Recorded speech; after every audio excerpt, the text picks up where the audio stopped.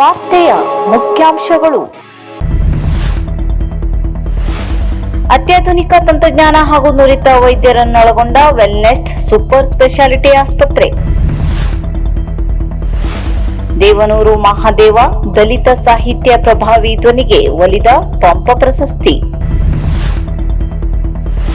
Lions ಕ್ಲಬ್ನಿಂದ ಶುದ್ಧ ಕುಡಿಯುವ ನೀರಿನ ವಾಟರ್ ಪ್ಯೂರಿಫೈಯರ್ ಶಿಕ್ಷಣ ಸಂಸ್ಥೆಗೆ ಕೊಡುಗೆ. ಶರದಾನಂದ ಗಲ್ಲಿಯ ರಂಗನಾಥ್ ಮಡ್ಗಾಂವ್ಕರ್ ಕೊಲೆ ಆರೋಪಿತರಾದ ರಮೇಶ್ ಮಡ್ಗಾಂವ್ಕರ್ಗೆ ಜೀವಾವಧಿ ಶಿಕ್ಷೆ. ಉತ್ತರ ಕನ್ನಡ ಜಿಲ್ಲೆಯಲ್ಲಿ ಮಾನವ ಆನೆ ಸಂಘರ್ಷ ತಗ್ಗಿಸುವ ಉಪಕ್ರಮ.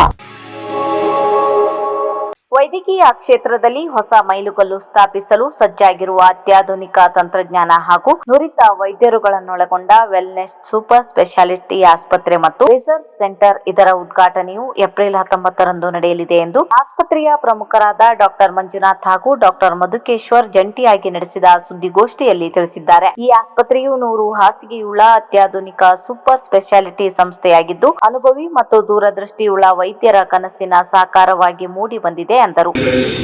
ತಾಲೂಕು ಮಟ್ಟದಲ್ಲಿ ಟೈರ್ 2 ಸಿಟೀಸ್ ಅಂತ ಏನು ಹೇಳ್ತೀವೋ ಅದರಲ್ಲಿ ಆರೋಗ್ಯ ಕ್ರಾಂತಿ ನೋಡ್ತಾ ಇದೆ. ಎಸೆನ್ಷಿಯಲ್ ಕೇರ್ ಅದು ಮೊದಲು ಇರಲಿಲ್ಲ. ಸಣ್ಣ ಸಣ್ಣ ಊರುಗಳಿಗೆ ಸೂಪರ್ ಸ್ಪೆಷಲಿಸ್ಟ್ ಆಯಿತು, ಅವರು ಯಾರು ಬರಲಿಕ್ಕೆ ಇಷ್ಟಪಡ್ತಿಲ್ಲ. ಯಾಕೆ? ಸಾಮಾಜಿಕ ಹಾಗೂ ಶೈಕ್ಷಣಿಕ ಕ್ಷೇತ್ರಗಳಿಗೆ ನಿರಂತರವಾಗಿ ತಮ್ಮ ಸೇವೆಯನ್ನು ನೀಡುತ್ತಾ ಬಂದಿರುವ ಶಿರಸಿಯ ಲಯನ್ಸ್ ಕ್ಲಬ್ನವರಿಂದ ಶಿರಸಿಯ ಪ್ರೋಗ್ರೆಸಿವ್ ಶಿಕ್ಷಣ ಸಂಸ್ಥೆಗೆ ವಿದ್ಯಾರ್ಥಿಗಳಿಗೆ ಅಗತ್ಯವಾಗಿರುವ ಶುದ್ಧ ಕುಡಿಯುವ ನೀರಿನ ವಾಟರ್ ಪ್ಯೂರಿಫೈಯರ್ ಅನ್ನು ಕೊಡುಗೆಯಾಗಿ ನೀಡಿದ್ದಾರೆ. ಲಯನ್ಸ್ ಕ್ಲಬ್ ಸದಸ್ಯರಾದ ಆರ್.ಕೆ. ಹೆಗಡೆ, ಸಂಸ್ಥೆಯ ಅಧ್ಯಕ್ಷ ರಮೇಶ್ ದುಬಾಶಿ, ಗೌರವ ಕಾರ್ಯದರ್ಶಿ ಪರಮಾನಂದ ಹೆಗಡೆ ಹಾಗೂ ಆಡಳಿತ ಮಂಡಳಿಯವರ ಸಮ್ಮುಖದಲ್ಲಿ ನೀಡಿದರು. ಈ ಕೊಡುಗೆಯನ್ನು ನೀಡಿದ ಲಯನ್ಸ್ ಕ್ಲಬ್ ಅಧ್ಯಕ್ಷರಿಗೆ ಹಾಗೂ ಸಂಸ್ಥೆಯ ಸದಸ್ಯರಿಗೆ ಪ್ರೋಗ್ರೆಸಿವ್ ಎಜುಕೇಷನ್ ಸೊಸೈಟಿ ವರು ಕೃತಜ್ಞತೆಯನ್ನು ಸಲ್ಲಿಸಿದ್ದಾರೆ. ವನ್ಯಜೀವಿ ಸಂರಕ್ಷಣಾ ಮತ್ತು ಸಂಶೋಧನಾ ಕೇಂದ್ರ ಸಂಸ್ಥೆಯು ಜಯಂತ್ ಕುಲಕರ್ಣಿ ಹಾಗೂ ಪ್ರಾಚಿ ಮೆಹತ್ ಅವರ ನೇತೃತ್ವದಲ್ಲಿ ಕರ್ನಾಟಕ ಅರಣ್ಯ ಇಲಾಖೆ, ಸ್ಥಳೀಯ ಸಮುದಾಯಗಳು ಮತ್ತು ಬ್ರಿಟಿಷ್ ಏಷಿಯನ್ ಸಂಸ್ಥೆಯವರ ಸಹಯೋಗದೊಂದಿಗೆ ಉತ್ತರ ಕನ್ನಡ ಜಿಲ್ಲೆಯ ಕೆನರಾ ವಲಯದಲ್ಲಿ ಮಾನವ ಆನೆ ಸಂಘರ್ಷ ತಗ್ಗಿಸುವ ಯೋಜನೆಯನ್ನು ಯಶಸ್ವಿಯಾಗಿ ಜಾರಿಗೊಳಿಸುತ್ತಿದೆ. ಈ ಯೋಜನೆ ಕಾಳಿ ಹುಲಿ ಸಂರಕ್ಷಿತ ಪ್ರದೇಶ, ಹಳಿಯಾಳ ಮತ್ತು ಯಲ್ಲಾಪುರ ವಿಭಾಗಗಳಲ್ಲಿ ಒಳಗೊಂಡಿದೆ. ಆನೆಗಳ ಚಲನವಲನದ ಬಗ್ಗೆ ತಕ್ಷಣದ ಮಾಹಿತಿಯನ್ನು ನೀಡಲು ರಿಯಲ್ ಟೈಮ್ SMS ಆಧಾರಿತ ಮುನ್ನೆಚ್ಚರಿಕಾ ವ್ಯವಸ್ಥೆಯನ್ನು ಬಳಸಲಾಗುತ್ತಿದೆ. ಇದರಿಂದ ಗ್ರಾಮಸ್ಥರು ಮುಂಚಿತವಾಗಿ ಎಚ್ಚರಿಕೆ ಕ್ರಮವನ್ನು ಕೈಗೊಳ್ಳಲು ಸಾಧ್ಯವಾಗುತ್ತಿದ್ದು ಮಾನವ ಆನೆ ಸಂಘರ್ಷ ಘಟನೆಗಳು ಕಡಿಮೆಯಾಗುತ್ತಿವೆ. ಈ ಯೋಜನೆಯನ್ನು ಸಮರ್ಪಿತ ಕ್ಷೇತ್ರ ತಂಡವು ಅರಣ್ಯ ಇಲಾಖೆಯ ಸಿಬ್ಬಂದಿ ಹಾಗೂ ಸ್ಥಳೀಯ ಸ್ವಯಂ ಸೇವಕರ ಸಹಕಾರದೊಂದಿಗೆ ಜಾರಿಗೊಳಿಸುತ್ತಿದ್ದು ಇದು ಸಮುದಾಯದ ಸಿದ್ಧತೆಯನ್ನು ಹೆಚ್ಚಿಸುವುದು, ಬೆಳೆ ಹಾನಿಯನ್ನು ಕಡಿಮೆ ಮಾಡುವುದು ಮತ್ತು ಮಾನವ ಆನೆ ಸಹ ಅಸ್ತಿತ್ವವನ್ನು ಬಲಪಡಿಸುವಲ್ಲಿ ಮಹತ್ವದ ಪಾತ್ರ ವಹಿಸಿದೆ. Technical support and coordinated efforts, this initiative has significantly reduced crop losses and improved preparedness. Together, we are building a future where humans and elephants coexist in harmony.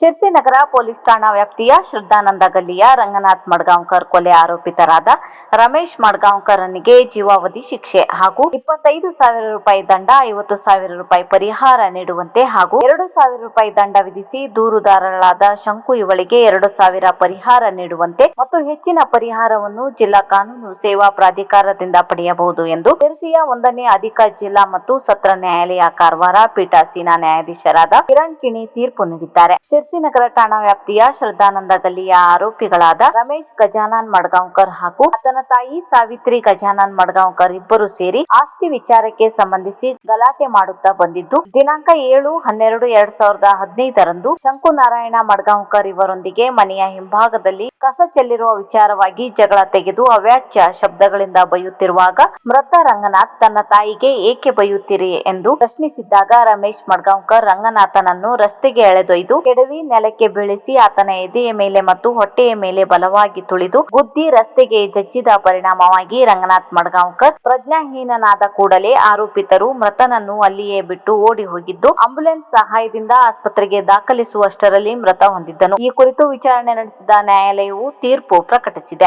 ಅಧಿಕಾರಿಯ ಸಾಕ್ಷ್ಯವನ್ನು ಹಾಗೂ ಲಭ್ಯವಿದ್ದ ಸಾಂದರ್ಭಿಕ ಸಾಕ್ಷ್ಯವನ್ನು ಮಾನ್ಯ ನ್ಯಾಯಾಲಯವು ಅವಲೋಕಿಸಿ ಈ ದಿನ 1ನೇ ಆರೋಪಿಯನ್ನು ಜೀವಾವಧಿ ಶಿಕ್ಷೆಗೊಳಪಡಿಸಿ ಹಾಗೂ 25,000 ರೂಪಾಯಿ ದಂಡವನ್ನು ನೀಡುವಂತೆ ಅಲ್ಲದೆ 50,000 ರೂಪಾಯಿ ಪರಿಹಾರವನ್ನು ಈ ಪ್ರಕರಣದ ಫಿರ್ಯಾದಿಗಾರರಾದ ಚಕ್ಕು ನಾರಾಯಣ ಮಡ್ಗಾಂವ್ಕರ್ ಅವರಿಗೆ ನೀಡುವಂತೆ ಆದೇಶ ನೀಡಿದ್ದಲ್ಲದೆ ಎರಡನೇ ಆರೋಪಿತರಿಗೆ ಅವಾಚ್ಯ ಶಬ್ದದಿಂದ ಬೈದ ಅಪರಾಧವು ಸಾಬೀತಾದ ಹಿನ್ನೆಲೆಯಲ್ಲಿ ಅವಳಿಗೆ 2,000 ರೂಪಾಯಿ ದಂಡ ಹಾಗೂ 2,000 ರೂಪಾಯಿ ಪರಿಹಾರವನ್ನು ಫಿರ್ಯಾದಿಗಾರರಾದ ಚಕ್ಕು ಮಡ್ಗಾಂವ್ಕರ್ ಅವರಿಗೆ ನೀಡಬೇಕೆಂದು ಈ ದಿನ ಮಾನ್ಯ ನ್ಯಾಯಾಲಯದ ನ್ಯಾಯಾಧೀಶರಾದ ಶ್ರೀ ಕಿರಣ್ ಕಿಣಿ ಸಾಹೇಬ್ ಅವರು ತೀರ್ಪನ್ನು ಇಟ್ಟಿದ್ದಿರುತ್ತದೆ.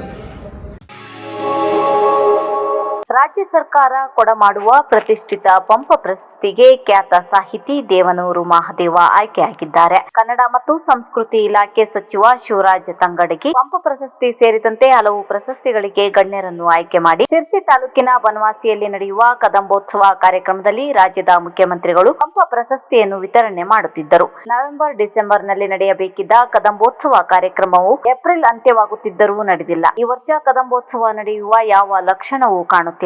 ಹಾಗಾಗಿ ಬೆಂಗಳೂರಿನಲ್ಲೇ ಪಂಪ ಪ್ರಶಸ್ತಿ ವಿತರಣೆ ನಡೆಯುವ ಸಾಧ್ಯತೆಗಳು ಹೆಚ್ಚಿವೆ ಎನ್ನಲಾಗಿದೆ.